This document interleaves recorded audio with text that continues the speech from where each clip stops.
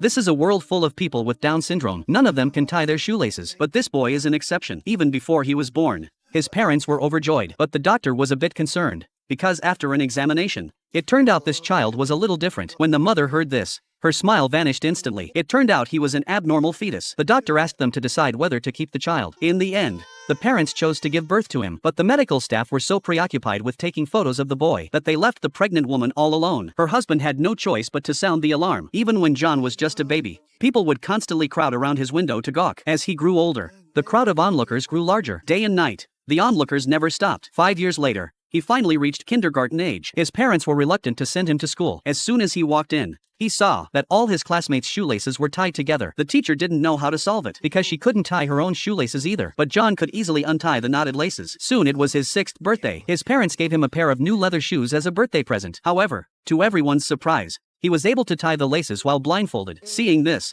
all his little friends were stunned. From then on, his classmates at kindergarten would line up every day to have John tie their shoelaces. One day, his parents took him to a boxing match, but he was very confused. The rule of the match was that whoever hugged the other first would be declared the loser. Faced with this rule, he was completely dumbfounded, and his opponent was a child weighing over 200 pounds. Then the referee rang the bell to start the match. John suddenly charged forward and rammed into him. The entire arena fell silent. Even the referee was stunned. Everyone was saying the child must be sick. Then medical staff entered the ring carrying a stretcher. Surprisingly, they didn't attend to the 200-pound boy, but instead carried John away immediately. He was taken to the hospital, where he underwent a comprehensive examination. Finally, the doctors discovered the cause. It turned out he was missing a chromosome compared to normal people. The nurse hurriedly searched his pockets. His parents went home and turned the house upside down, but they couldn't find the missing chromosome anywhere. To treat him, the doctors even resorted to shock therapy. 20 years later, John had grown into an adult. People set up a special restroom just for him. Whenever he came out of the restroom, people would applaud. Others would approach him to shake his hand and take photos. Even his parking spot was different from everyone else's. All this special treatment troubled him. When he saw again someone fall and get hurt because their shoelace got tangled, he was afraid of being treated like an outsider, so he didn't dare to help. At night,